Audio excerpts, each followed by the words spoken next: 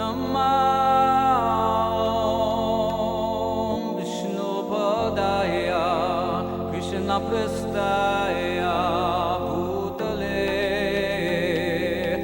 Srimate Bhakti Vedanta Swamin Hite Namani. I first found out about Krishna consciousness in 1966, and 1967, I started going to the temple at 61 2nd Avenue, and then when I actually met Srila Prabhupada, I had already moved into the temple, so I didn't meet him before I moved into the temple. But I was living in the temple, working at ISKCON Press, and I moved in on Gaur Purnima, 1970. Prabhupada walked all the passengers as they were departing the airplane. They walked down this little corridor, and there was a wall, and above the wall was glass, so I could see just Prabhupada's head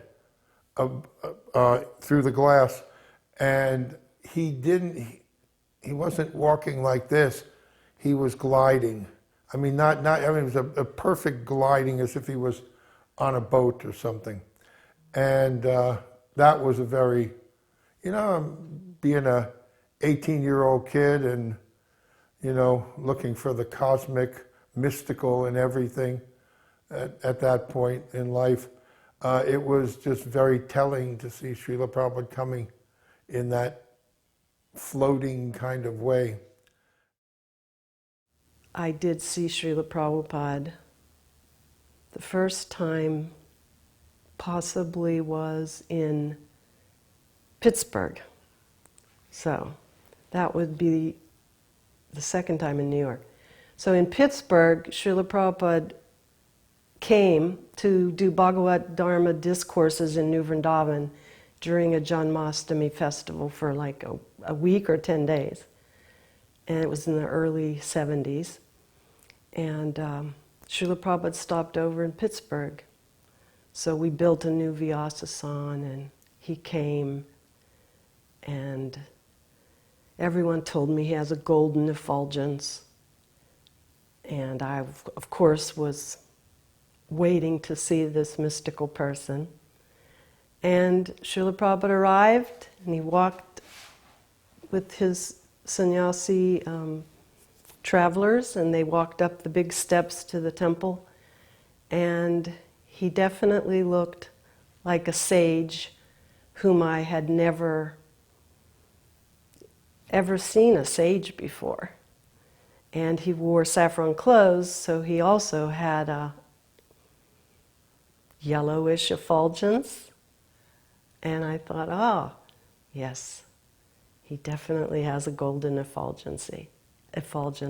And he's a short person, but yet he seemed like the biggest person that I ever saw.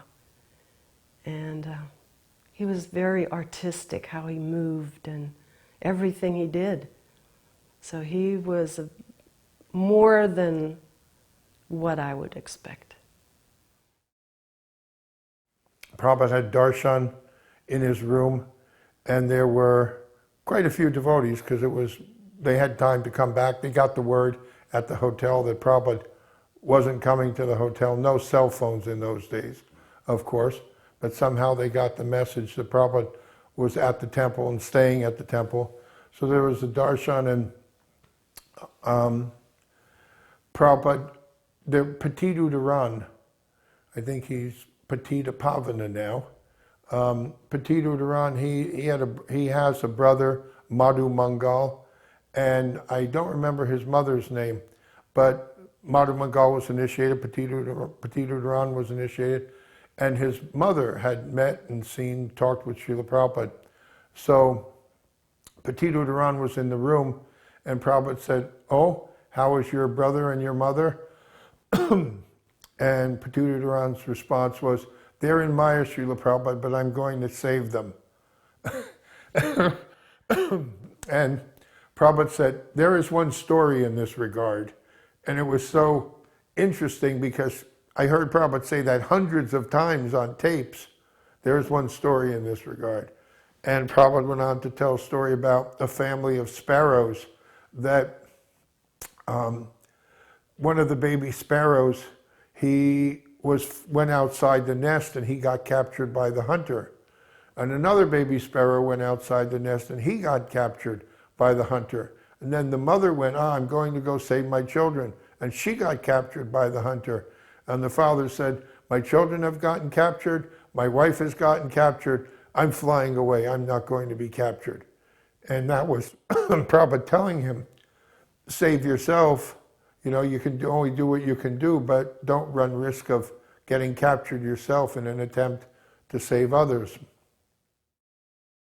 In Columbus, I went to see a stage production of Hair with my then boyfriend. And of course, like so many people at that time, at that age, we were intoxicated. And there's a scene where the actors go up on the stage and sing Hare Krishna. And I already knew the song. And I saw other people getting up out of the audience to go on stage and sing, so I joined them. I got up out of my seat, I went up on the stage, and I was singing Hare Krishna without having the slightest idea what it meant. And I guess I was ushered off the stage. That's not clear in my memory, but probably 30 years later, I learned that those other people were actors planted in the audience to get up. I had no clue. I just knew I liked it, and I chanted Hare Krishna. Then a little later on, riding a bicycle, again on drugs, I saw this person, and he said, hi, and I go, hi, and he wanted to come over to my house, so I just went over to his house. And that was really the day that changed my life, because this was in San Jose, and his house had like no furniture, but on every wall or in every room there was at least one of these big colorful posters of Krishna that were really from the illustrations of the first Krishna book. Lord Brahma was on his swan carrier, looking down at Krishna and the cowherd boys. There was one of Krishna being bathed by Indra's elephant and the milk of a Surabhi cow. There was one with the Super Soul sitting on that big pink background. And yeah, it was beautiful. So that day, Gilbert played, one of the things from that day was Gilbert played for me a tape of Srila Prabhupada speaking. And I'd never heard, I couldn't understand his accent very well, but then this one statement came through clearly. He said, simple people, chanting and dancing and eating nice food. This is spiritual life. And I was so attracted. It was such a nice change from the life I had been living. And Gilbert taught me what the Hare Krishna mantra meant. He was singing, and I was singing with him. And then at a certain point he said, why don't you lead for a while? Because I didn't know about lead and response. So I was singing that tune from Hair. It was the only one I knew. And then he would respond, and then I got, oh, okay, someone sings, and then the other person responds. But after that day, I took it very seriously. At my initiation, I went up to get my beads from Srila Prabhupada, and he said, and you know the four regulative principles? And I said, yes, Srila Prabhupada. And I recited them. And Prabhupada didn't ask me like he asked Kushakrata, which one do you like best? Prabhupada held out my beads, and he said, your name is Kirtiraja Das. He said, it means servant of the most famous king. And he said to me, he said, you know who the most famous king is? And I was so nervous. I mean, even if it was written on a piece of paper in front of me, I couldn't answer. So I said, no, Srila Prabhupada. He said, Krishna! And the whole temple room cheered. And then I, of course, bowed down, and took my beads, bowed down, offered my obeisances, and then went back to my seat. But that was my initiation. Srila Prabhupada arrived in Pittsburgh for going on to New Vrindavan. And he stayed in our humble dwellings. We built him a Vyasasan. I went to the flower market and went vendor to vendor collecting flowers because I wanted to make a garland for Srila Prabhupada for tomorrow, for the next day's Guru Puja. So I collected all these flowers and I kept running back to the car, putting them in the car and going and getting more. And finally, I felt that I had enough flowers to decorate for Prabhupada's first Guru Puja in the Pittsburgh temple. And we went back to the temple and I sat the rest of the day stringing garland together, which was my first garland. And I had been told that it was auspicious to offer garlands that go to the knee. So I made a very fluffy, large garland that went to the knees. Then I put it in the refrigerator and left it there until Guru Puja the next morning. So I took it out of the refrigerator and put it on a little table right next to the new Vyasasan. And Srila Prabhupada enters the room and all of the devotees are rushing forward to offer flowers, and Vishnu Jan Swami takes the garland and drapes it over Prabhupada's head and shoulders, and it falls down onto his beautiful body. And Srila Prabhupada takes it from the bottom and peels it back off and places it on the arm of the Vyasasan.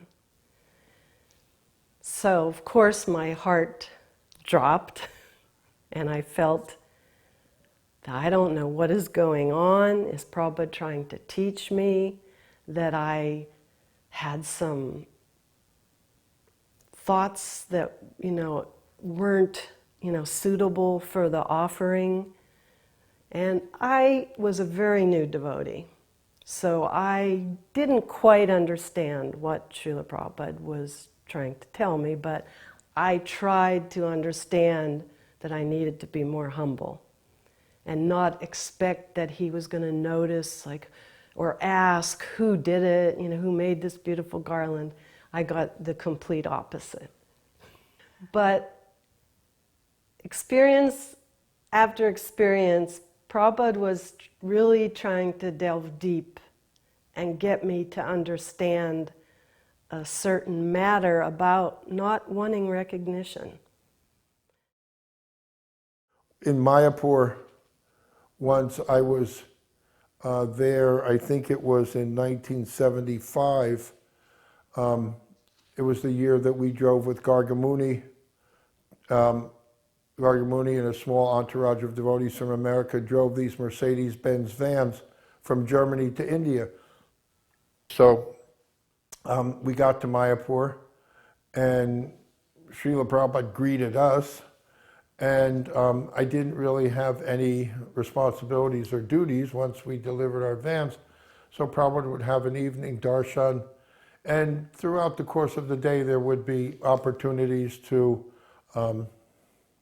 be with him. And so I hung out whenever I could. I went to the evening darshans. And throughout the course of the day, I might see what was going on in Prabhupada's room and felt that, I could be there too. And one day, after a few days, one day Srila Prabhupada said to me, he said, "What is your profession?" And I was, at that point, I guess I was 23 years old. My profession, I had been a devotee for 5 years. When he asked, "What is your profession?" I had no idea what to say. And I don't remember what my response was to Srila Prabhupada, other than to say, "Srila Prabhupada, I'm going to find some service." It was almost like, what do you do? It was almost like he was saying in his, gentle, fatherly way, "What are you doing here? You got nothing to do?" And so I figured that question meant I should go, make myself scarce and go do some devotional service. So it it was a kind of a tricky balance because some of the most unbelievable opportunities I had to be with Srila Prabhupada, I was riding the thin edge of on one side, what's your profession? On the other side, the most incredible experiences. So it was quite a balancing act. I'm not sure what year it was, but Prabhupada came to Honolulu. So 2 or 3 times I flew over from Kauai to see him. And one of the things that I remember, I believe it's the first time I saw him, he came into the temple room. He walked up to greet the Panchatattva, looked at them very reverentially. He walked back to the back of the room where his Vyasasan was. And I was just watching him, and I'd never seen a person that, to me, didn't seem like he was in time. I remember thinking to myself, he's not in time the way we are. I don't know any other way to, that's how it came. And then he sat down on the Vyasasan, and the first thing he did was he looked at his watch. And it just cracked me up. It was like a transcendental humor, you know, because he was clearly in another realm. When Haripuja and I were married in 1973 in Brooklyn Temple in front of Radha Govinda, and shortly afterwards I decided that we should move to Calcutta and I could work with Muni Bunda in the spiritual sky supplies and services, supplying all the temples in the West with mridangas, kartals, dhotis, kirtas, saris, all that. So we moved to Calcutta. We had an apartment we actually stayed in a guest house, hotel, around the corner from the temple, and then we ended up staying in an apartment with Muni Bunda and his family. One morning at Mangal Arti, Srila Prabhupada was not at Mangal Arti. There was a small group of devotees, maybe 12 devotees, and all of a sudden from the back, and we were toward the middle of the temple room, and all of a sudden from the back of the temple room we heard a sound like, and it was like we were in shock, and you know, I mean, just hearing that sound. And we turned around, and there was a girl devotee who was in more shock than us. She had been standing and kind of had a habit of standing with her hands clasped behind her back in front of the deities. And we heard this slap, and then her hands, you know, came apart, and then they were out front. And what we found out afterwards was that Prabhupada thought that was disrespectful of her to be standing in front of the Supreme Personality of Godhead in a nonchalant, casual way. And so I learned from that experience that, you know, your hands, you know, you're not like laissez-faire, you know, with your hands behind your back, standing in front, having audience with the Supreme Personality of Godhead. And Prabhupada didn't say anything, but that's what we all understood from that experience. So in Los Angeles, Srila Prabhupada said to his servant, "Please go find Balai and have her fix my eyeglass case." The lining was all dirty inside, the covering was dirty, and there was an embroidered picture of Lord Jagannath on the top of it, which was made with seed beads, and it was unraveling. So he said, "Go find Balai, give her this to fix." So the servant called another devotee and said, "Go find Balai and have her fix this for Srila Prabhupada." So the servant left, and he went to find Balai, and she was unavailable. So then he came to me and asked me if I felt that I could fix Prabhupada's eyeglass case, and I said yes, I could. So I did all of the things, took the lining, redid it with nice saffron silk, and put saffron silk on the top, removed the Lord Jagannath and fixed all the beads, and then put that little piece of silk back on, and I got it all ready, and that servant of the servant came, and he took the glass case and left and went back to Srila Prabhupada. He gave it to he gave it to Srila Prabhupada's servant, then Srila Prabhupada's servant gave it to him, and he didn't know what occurred, and he just thought, that Balai must have done it. No one said anything, and he gave it to Srila Prabhupada, handed it to Srila Prabhupada, and Srila Prabhupada said, "Please tell Balai thank you. This is very nice." So eventually, the servant of the servant came and told me what happened. And again, I felt like, what is going on? Why does Prabhupada ignoring me, and why won't he, say something to me? And I again thought, boy, I must have some false prestige, that Srila Prabhupada does not want to fan the spark. So again, in LA,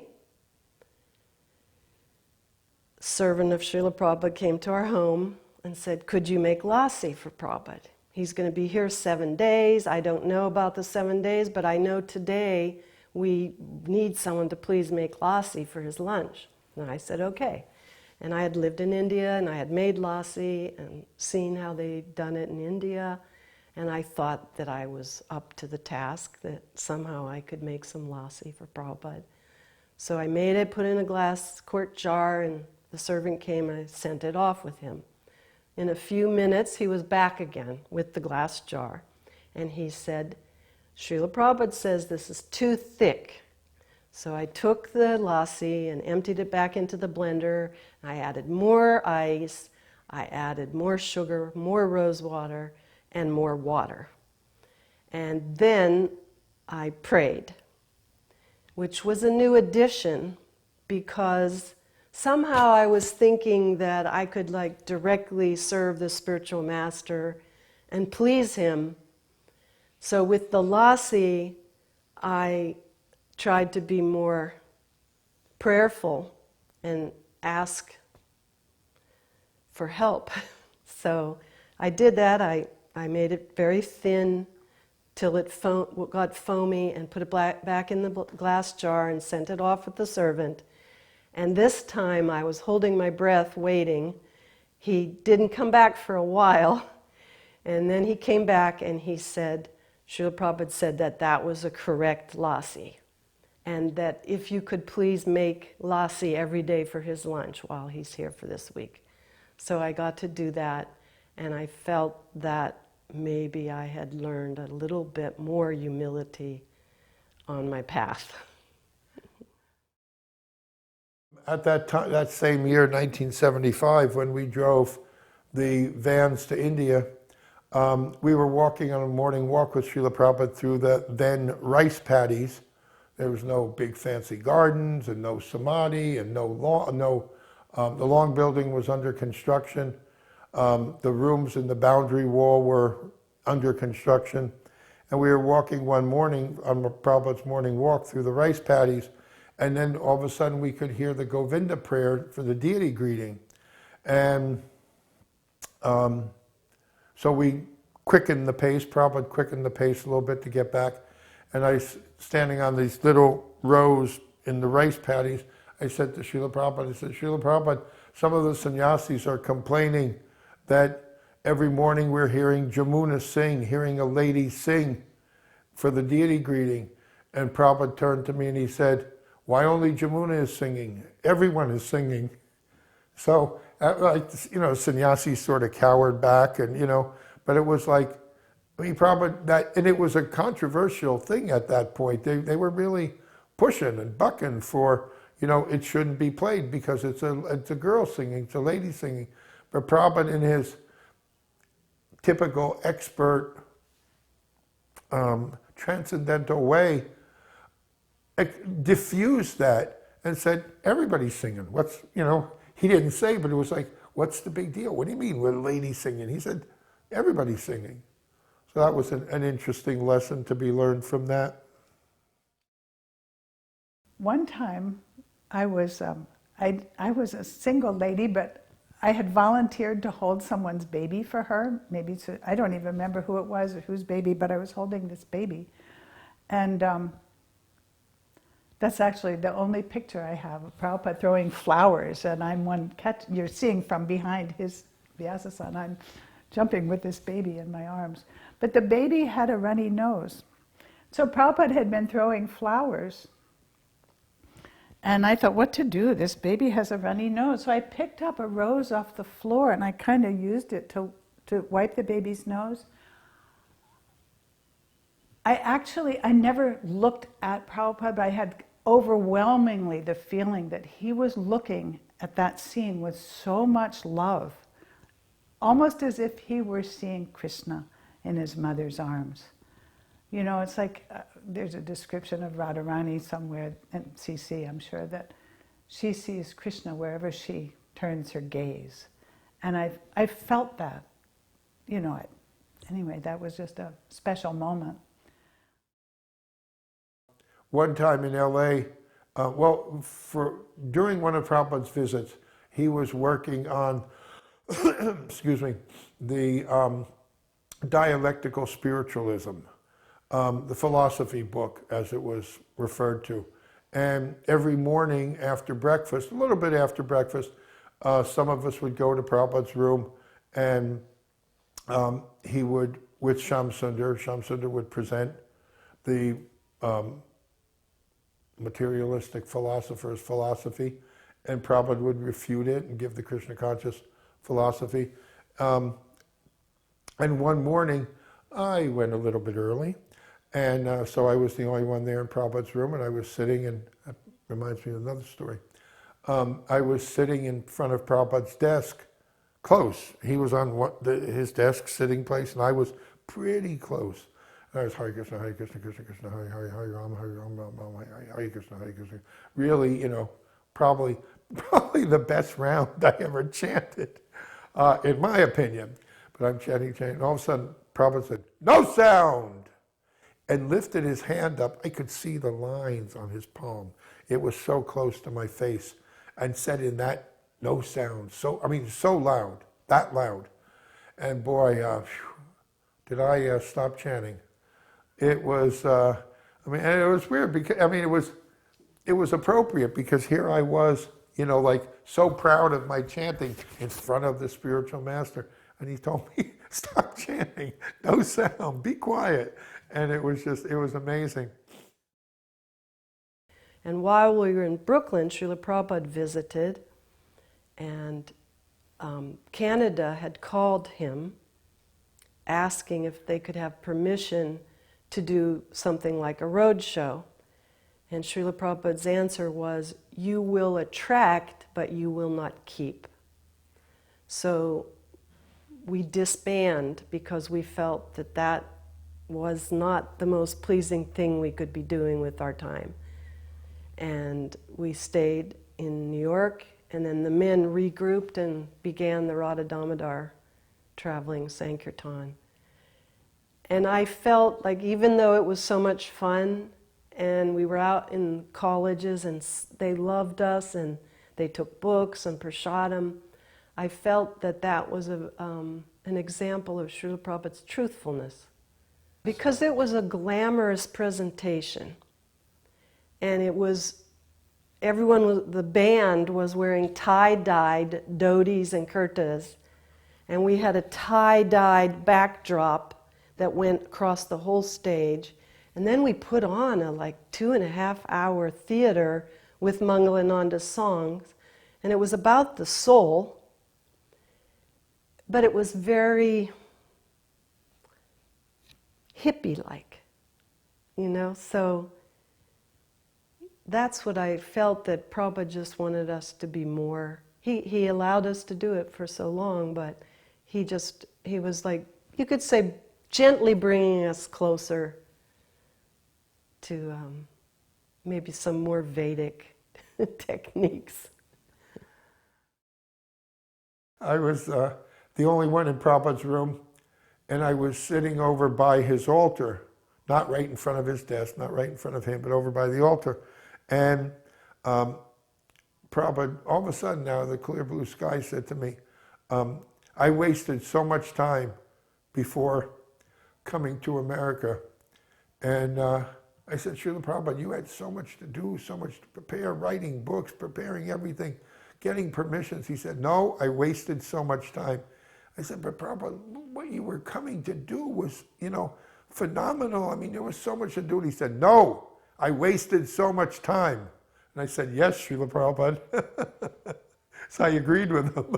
But it was, I mean, he was so humble like that, it took him so long to do something that his spiritual master told him to do, even though, my God, what he had to do to get ready, to prepare, to go to the other side of the world on a ship and, pack his books and nowhere to go to, practically speaking. And he said, I wasted so much time. So in one of the lectures I was in at Honolulu, Srila Prabhupada was speaking, and he must have been speaking about pride and how it's not a good thing for people to be proud. But then he said, but to be proud of being the most confidential servitor of Krishna, that is spiritual. And I thought, did he really say that? And then he said it again. So, you see him in his pictures sometimes with his head so high, holding his cane. And that's why. Because he feels himself the most confidential servitor of Krishna. So. Also during that, on another day that I went early, I was the only one in Prabhupada's room. And Prabhupada said, daily I would go for a walk down to your big river in New York. And I said, Srila Prabhupada, East River? And he said, yes. He said, so many people would tell me, it is so dangerous to go there. But I would go anyway because it was such a nice place for walking. And I said to Srila Prabhupada, I said, Srila Prabhupada, you were so brave. You knew that Krishna was protecting you. He said, but it was so dangerous. So in the same way, Krishna's protecting us, but you don't do, not that Prabhupada did foolish thing, but it's Krishna's protecting us, but you don't do things to force Krishna to protect you. That's what I learned from that.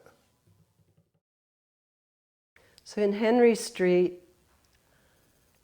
Srila Prabhupada had quarters, and then there was a little hallway and a tiny little kitchen where they would make his plate to serve him prasad, and then they would also bring the plate there to clean it up.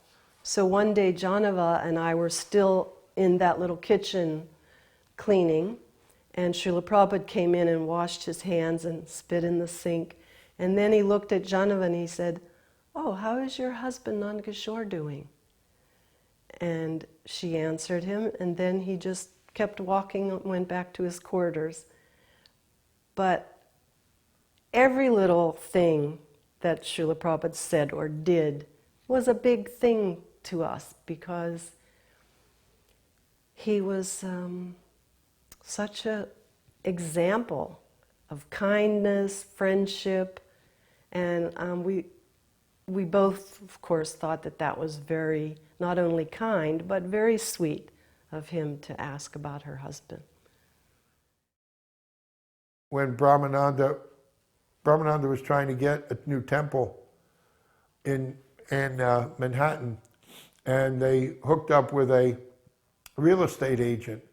And I don't remember the exact details, but the real estate agent took advantage of him and kept so many thousands of dollars that Brahmananda had given to him. And when Brahmananda told Srila Prabhupada, Brahmananda said, well, Srila Prabhupada, I guess it's Krishna's mercy. And Prabhupada said, no, don't use Krishna's mercy as an excuse for your stupidity. So, again, Krishna will protect us, Krishna will take care of us, but don't force him to.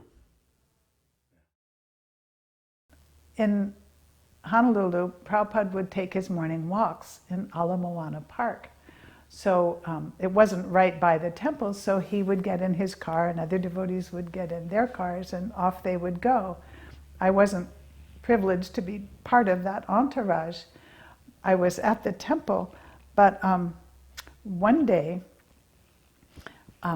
some of us were out in front of the temple, and it's a circular driveway, so when Prabhupada's car came in to the head of the driveway, although we were at some distance, I could see him through the window of the car.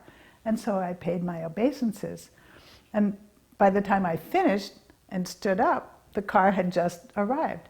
So I opened the door for Srila Prabhupada.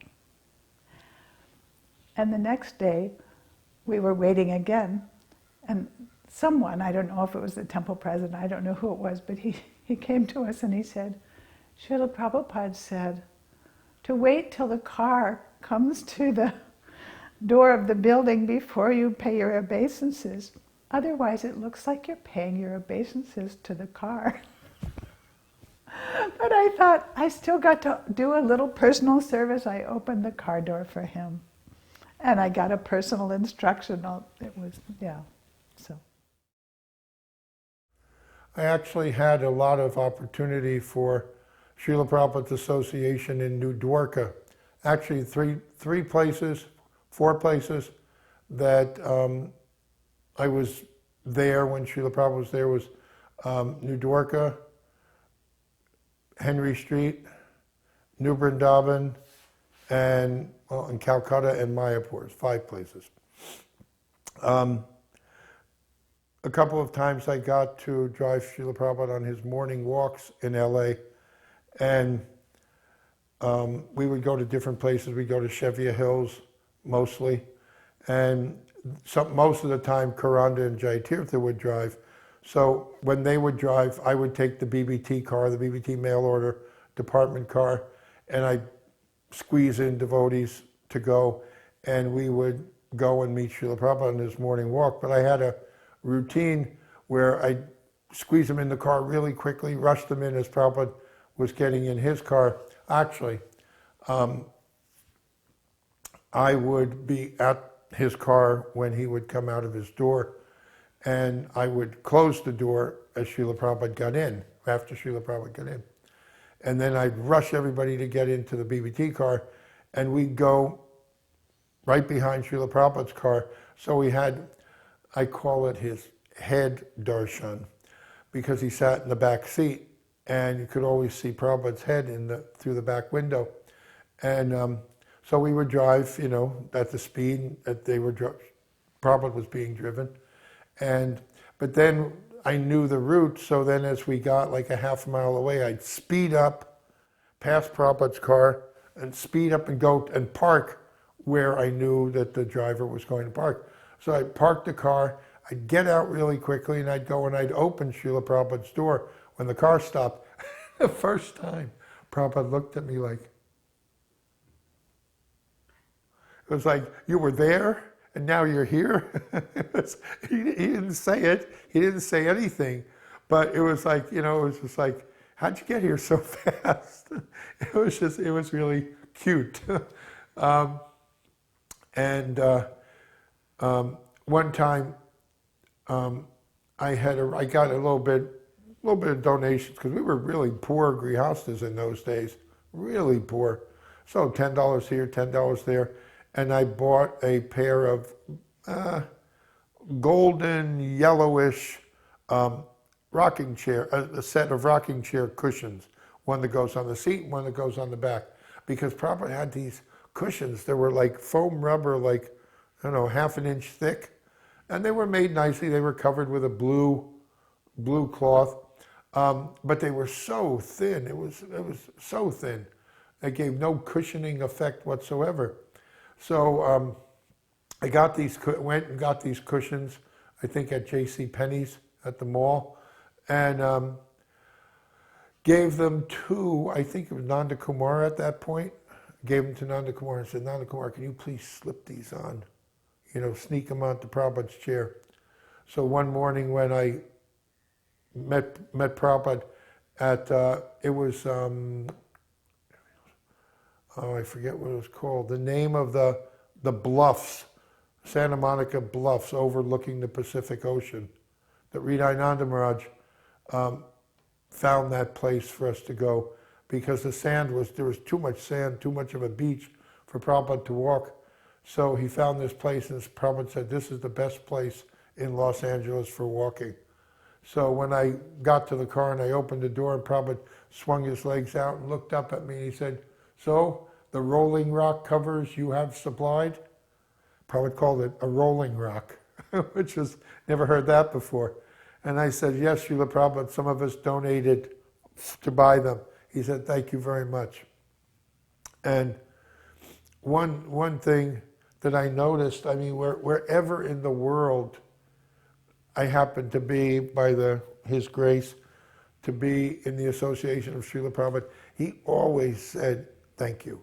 He always said thank you very much. No matter the most seemingly insignificant, little, minute thing that you did for him, he always said thank you very much. And sometimes I feel that, we maybe think we say thank you too much, or we think that, they should be doing it.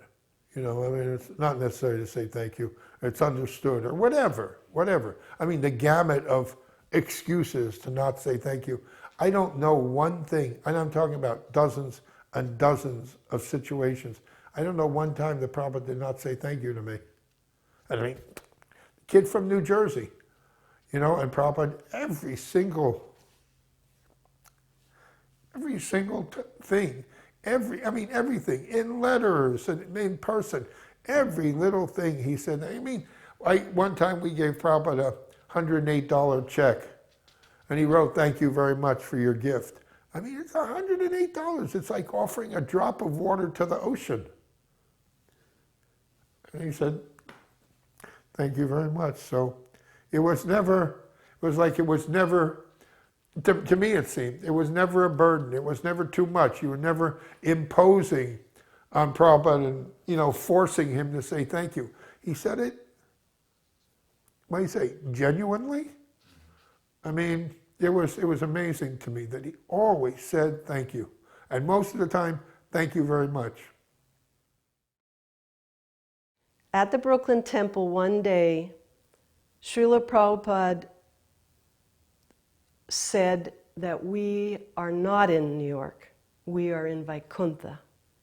And those words struck us very strongly because we hadn't quite thought of our temple life there in Brooklyn as living in Vaikuntha.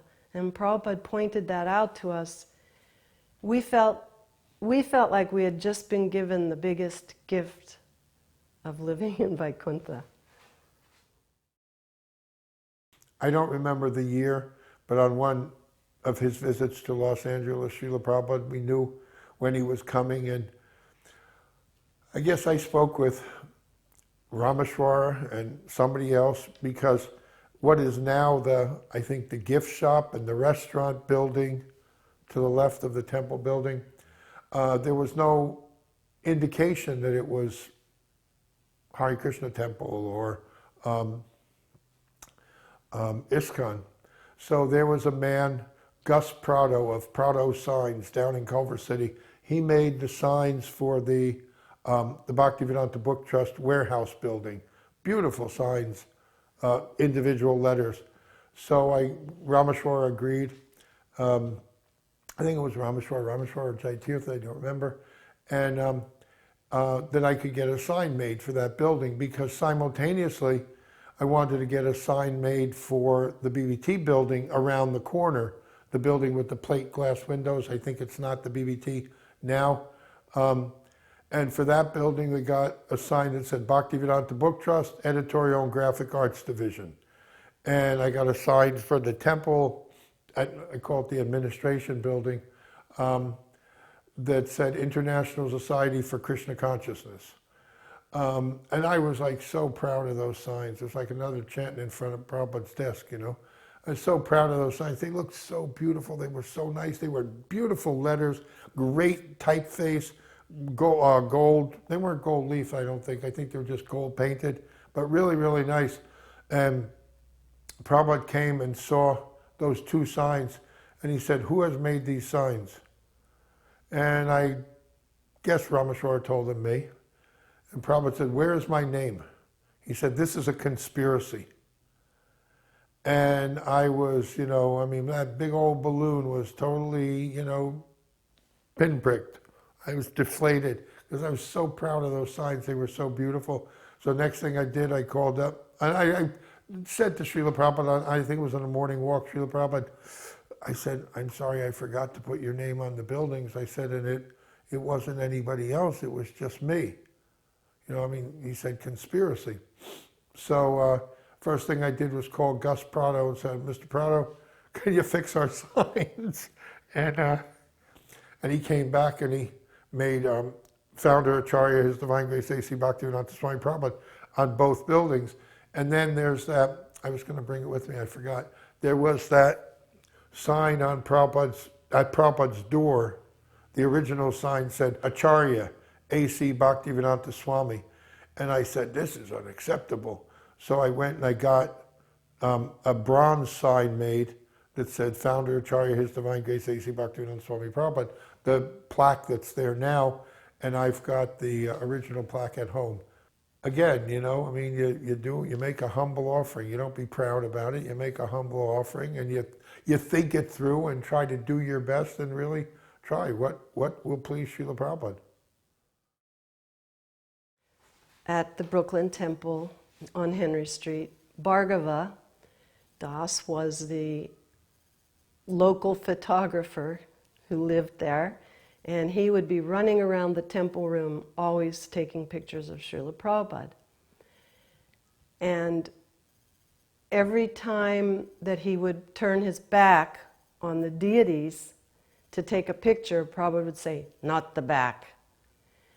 And then time would go by, and then you would hear Srila Prabhupada, "Not the back." And he was talking to Bhargava during his class or during Guru Puja. Any time it could happen, but we knew what he was teaching for us to never turn our back on the deity. During one of Prabhupada's visits, I would always make a point of being in the ground floor of his quarters as he went out for his walk, and then we would do the car thing I described. And then when we came back, first thing Prabhupada would do was walk in his door and take off his chadar and go into the bathroom, which was right there. And so I made a point of being right there to receive Prabhupada's chadar from him, folded it up, and then when he came out, he put his one foot out. I would take off his sock and his shoe, and he put the other foot out, and I'd take off his sock and his shoe, give him back, most days give him back his chadar, and then go out into the temple for greeting the deities. And it was, as I had said earlier, it was that kind of knowing Prabhupada's routine, at least in those things, on higher levels, if you will, I had no clue. I was clueless. But on these, simple everyday things, I made a point of, knowing Prabhupada's routine and being ready to offer some service. And it was an incredible opportunity for me. There's something else that I would work. We had a BBT office, the mail order office, I think on Willett Avenue in Culver City. And I knew that at a certain time, and I don't remember the time, I knew that at a certain time Prabhupada would have his massage, then he would go take his bath, then he would come in, put on tilak, chant Gayatri, and then he would have lunch. So I made a point of coming back from the mail order department, showering, going in the pujari room, making chandan, and being at the bottom, and being there at Prabhupada's quarters, and to know when he would go from his shower, which was upstairs, his other little bathroom was downstairs, or is downstairs, and hear him go into his room, and then I would kind of mentally time how long it took for him to get dressed, put on his tilak, chant Gayatri, and then I would make my appearance. I'd knock on the door and Prabhupada would say, yes. And I'd go in and I'd offer obeisances, offer chandan. Again, thank you very much. Offer obeisances, and I'd leave. And one day I went up and I had my clock. My clock was a little bit off. So I went up and knocked on the door, and Prabhupada said, yes. And I went in, and he was chanting Gayatri. So here he's in the middle of chanting Gayatri, and I forced him to say yes. But I thought, well, this is so bad. I mean, I forced him to break his meditation. And I thought, no. He didn't break his meditation. Even if he said yes, he didn't break his meditation. Yes is not a syllable in the Gayatri mantra, but he didn't break his meditation on Krishna. He was always meditating on Krishna. But still, nevertheless, I mean, I should have timed it better that I didn't force him to do that. So one morning, my friend Sylvia and I went to the temple at the same time we'd been going, expecting to hear Srila Prabhupada give class. But nobody was there, and we said, where are all the devotees? Where's Srila Prabhupada? Oh, he's leaving today. He's gone to the airport. So I don't know how we got ourselves to the airport. Somebody was going, gave us a ride. I don't remember that part. I just know Sylvia and I arrived at the airport.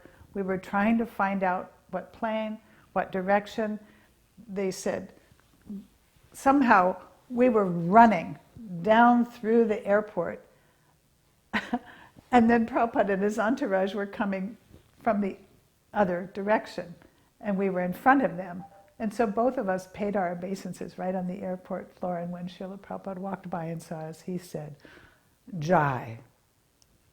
So except for hearing so many Bhagavatam classes, that was the one word he spoke to me personally.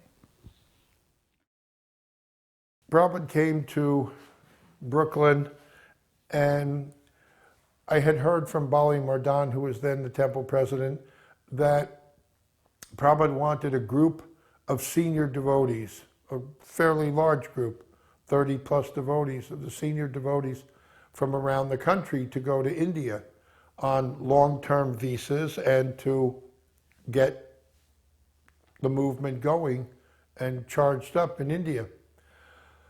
So Bali Mardan told me this and said that he would give me, the Bali would give me a list after consulting with Prabhupada, and I think Karanda on the West Coast, of those devotees who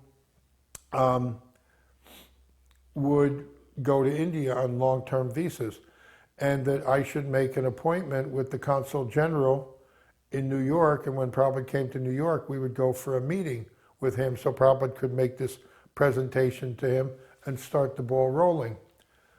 So, of course, I said yes. And the Consul General, his name was A.K. Ray, R-A-Y. He was a Bengali, nice man. So I called and set up this appointment. So one afternoon, it was probably a 3:30, 4 o'clock appointment. So one afternoon, the afternoon of the appointment, Prabhupada, Bali Mardan, Sham Sundar, and myself, I drove, went to the Consul General, to the consulate, to meet with the Consul General. So as we walked in, there was a set of outer doors which we walked through, and Prabhupada stopped and turned and looked. There was a big brass plaque on the wall. Prabhupada looked at it, glanced at it, and then continued to walk in. And then we went in for the appointment. And they spoke in Bengali the whole time. And Prabhupada would turn to us and say a couple things, so we will get him a list, and that will be, the visas will be approved. But they spoke for 45 minutes, I think, and very, from our point of view, it was heated. It was, it was Bengali. And so then afterwards, said goodbye to the Consul General. We came out, got in the car, and Prabhupada turned to me, and I was driving again, turned to me and said, I spoke very strongly to him, didn't I? I said, yes, Srila Prabhupada, we have no idea what you said, but you spoke very strongly. He said, I can do that, but you cannot. He said, if you were to speak to someone your age or younger than you loud like that, he said, simply they will become offended. But I am an old man. They don't take me very seriously. So I can do that, but you cannot. So I learned that, now, I mean, I'm kind of an old man. But in my youth, I remembered always that. And, you don't, even though they may get you angry, they may get you upset, they may get you ticked off, you speak respectfully to older people, and even, as Prabhupada said, even your own age. Then Prabhupada said, did you notice what was written on that plaque as we walked in? And I said no, and Bali and Shamsundar said no. And Prabhupada said, an intelligent man always observes his surroundings. And what it was a plaque. It was, Consul General of the Republic of India, and, just information. It was a bronze plaque. Prime Minister, and, this and that. He said, but an intelligent man always observes his surroundings. He said, one time my college friend asked me, do you know how many cars there are on the Punjab Mail? It was a train that ran between Delhi and somewhere, maybe Calcutta. And he said, my college friend asked me, do you know how many cars there are in the Punjab Mail? He said, and I answered him. I knew, and I was right. So even how many train cars, Prabhupada, I find myself doing that, with train cars or different things. I count them, as they pass by. And it's like, that's what Prabhupada did, but it was such a, again, seemingly mundane thing, but Prabhupada was observing. And he counted how many train cars. So my husband and I got married in Brooklyn, and we went to Calcutta and stayed there for some time, trying to work with the spiritual sky business. And we sent deities to the West, and we sent saris and dhotis and mridangas. And it was quite ecstatic to be able to supply the beginning in 1973, the beginnings of devotees being able to have items from India. And I was painting deities in the temple. I would paint brass deities with the oil paint that we always use for deities, the model paint, enamel. And one devotee came and saw what I was doing, and he told Srila Prabhupada. So Srila Prabhupada made a huge list of all of the items that one should paint when he's painting the deity. So he said, you paint their eyebrow, you paint their eyelid, and then you put a red line over the eyelid, and you paint their nostrils, and their ears are red, their palms are red, their lotus feet are red. You can paint their fingernails a light yellowish color, paint their red lips and put a black line with 2 dots on the side of the lips, and paint the chest and the kopin, and then the lotus toenails. And it was simple, but I've followed it my whole life. And who would have known to put a line between the 2 red lips to make a distinction, and the 2 little dots in the corner create the smile? So Srila Prabhupada taught me that through a brahmachari, because I was like in the room, catty corner to Prabhupada's room.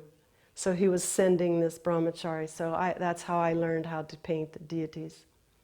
And then one time I wasn't coming to paint the deities because I wasn't feeling well.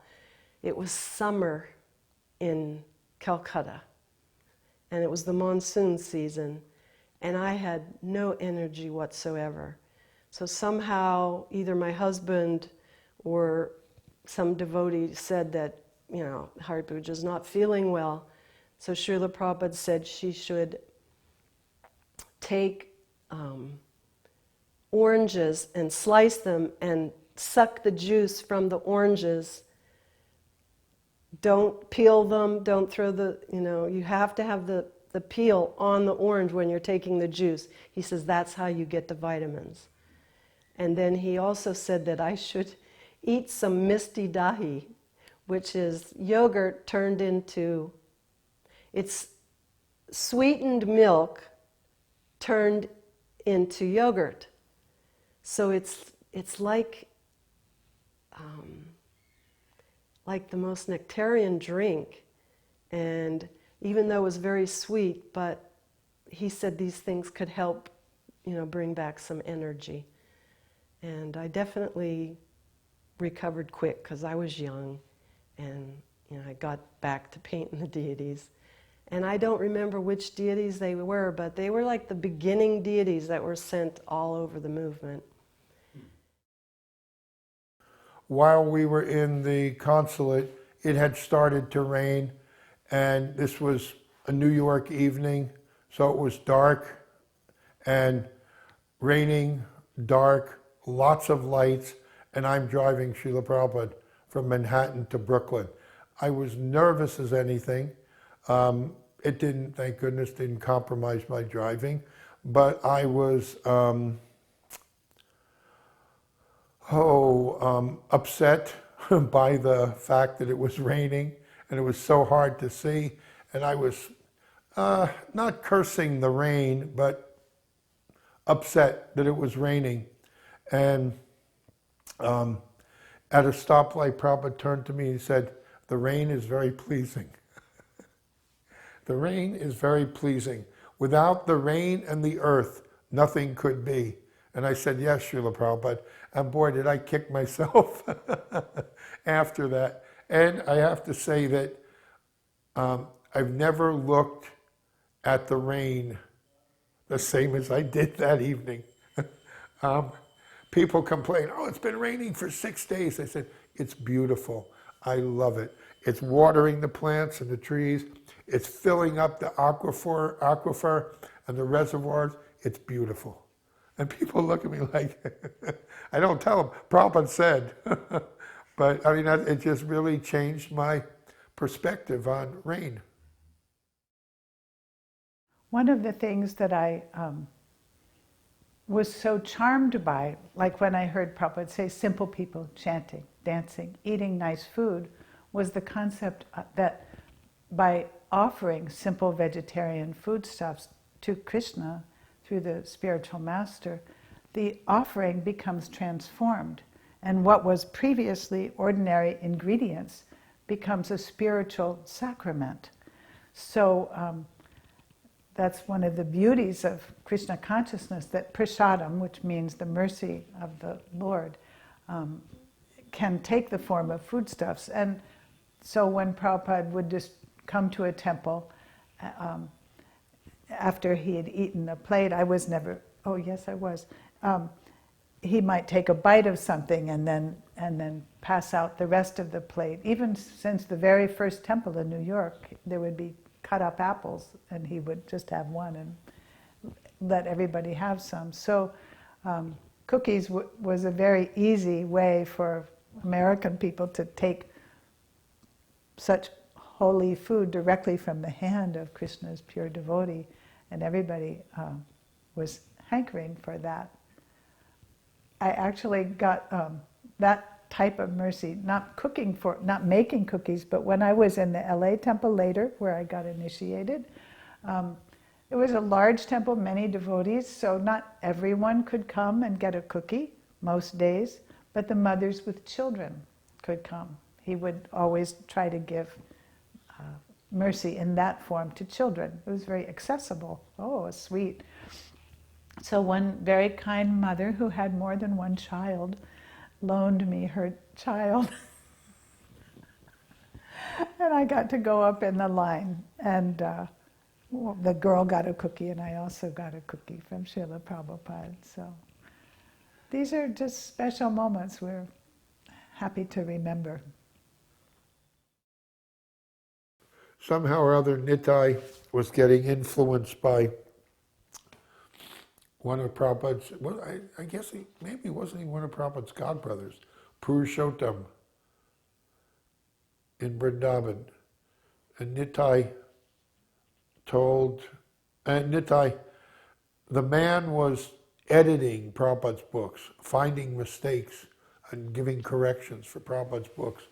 And Nitai was sending him books to do it. And Nitai said to me, would you send him a set of Prabhupada's books so he could do this work? So I sent him a set of books and from the BBT mail order department. And somehow or other, Srila Prabhupada came to know of it. I guess he came to know of Purushottam doing this as arranged by Nitai, and the fact that I was brought in to send books. And I forget where we were, where Prabhupada said, you go and get, maybe it was in Mayapur, and Prabhupada said, you go and get all those books from him. And I said, really, Srila Prabhupada? He said, yes, you go and get every one of those books back from him. And then, it was Mayapur. And then on a morning walk, a couple of days later, Prabhupada said, you're arranging to get those books? I said, yes, Srila Prabhupada. He was really, that was a big insult that, Nitai facilitated and, drugged me into. So one time we had a press conference in the airport upon Prabhupada's arrival in New York, and the devotees carried a Vyasasan in. They had a plate of fruit to offer Srila Prabhupada and then an arti tray. So when Srila Prabhupada arrived, he sat on the Vyasasan, they offered the fruit plate, and then Bali Mardhan Maharaj at the time started to do arti. And he had just offered the incense, and he was like stopping in midair, and Prabhupada noticed, he's looking for somewhere to put the incense, so he kind of guided him to the watermelon cube and said, put it in there, put it in the watermelon cube. So that was the incense holder. And I thought, Prabhupada's so practical and so casual about how we would have made such a big deal, or we could have. But Prabhupada just resolved it in a moment's time. When I was in LA, I was part of a traveling Sankirtan group. We would go out and sell things and bring the money back. But it was ladies, and I remember talking with my god sister, and our Sankirtan leader was fond of telling us about Prabhupada's greatness. Oh, it says in the scriptures that the spiritual master is the sum total of all the demigods. 36 million demigods, or I don't remember the number. But I remember she and I were just saying, it wouldn't matter to us whatever powers he has. It's his kindness, it's his gentleness, it's his magnanimity that attracts us. We were young, we had so much energy, so much passion, and he saw a way to engage it in Krishna's service. He was so merciful to go out of his way to find a way to engage these passionate young Americans. Use that. There's many things that need to be corrected, but just take that energy and shift it so it's moving towards Krishna. And he so kindly accepted our service. And by his accepting it, then we got purified because we were connecting through him. One time in Prabhupada's garden, which was a really ongoing transcendental experience, we were there, and an old devotee who had rejoined the temple Mahapurush Das. He was one of the very, very, very first devotees, and then he left after a very short time. And he was dark hair, big, thick, black glasses. I mean, very distinguishable by his appearance. And is that the right word? Distinguishable? I think so. So we were in Prabhupada's garden, and Mahapurush came in and offered obeisances. Prabhupada looked at him and went, "Oh, you have returned?" And it was so long. It was so many years he was gone. And Prabhupada remembered him. And he said, he has returned. Eventually, they will all return. And that was just really striking because he was there for only a short time. And he was gone for so long. But he's come back. So just really, you know, I kind of learned from that. Don't give up hope for myself, should I ever be in that situation. And don't give up hope for anybody else, and keep in contact, keep friendship, keep, contact. The quality that Srila Prabhupada exemplified through all my lessons was desirelessness. He wanted me to very deeply learn that it's not my desire, not my benefit, not my glory, not my pride. None of these things are for me, but I have to desire the benefit of Krishna through the spiritual master. And then the finale, because he taught me in little ways, like, with the eyeglass case, not thanking me personally or anything like that, and with taking off the garland after it was offered, because it very deep, I had to understand this desirelessness very deeply, because I was going to have a very serious service given to me a few years down the line, and I would have to be very strong and not want anything for myself, because it was going to be a lot of surrender involved.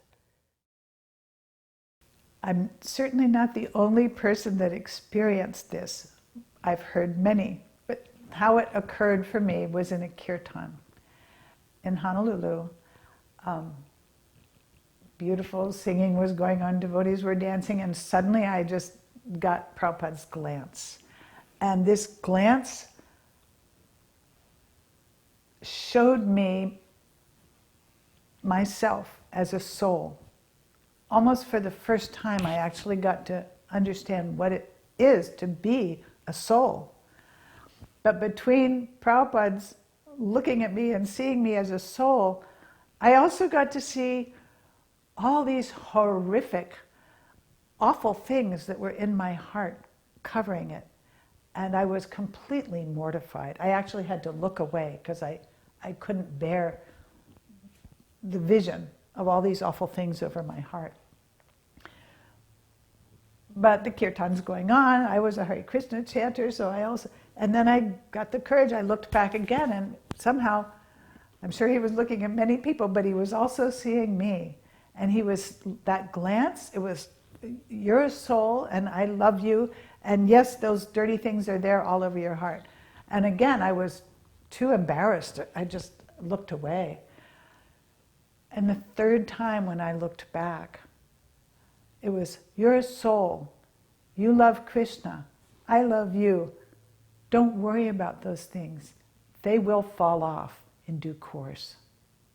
And I think that when I encounter, as I still do, falsity and superficiality and so many awful things on my heart, but I don't want to go away and leave. I want to just stay and follow Srila Prabhupada, and I have faith that these unwanted qualities will fall off. They're not part of who I really am.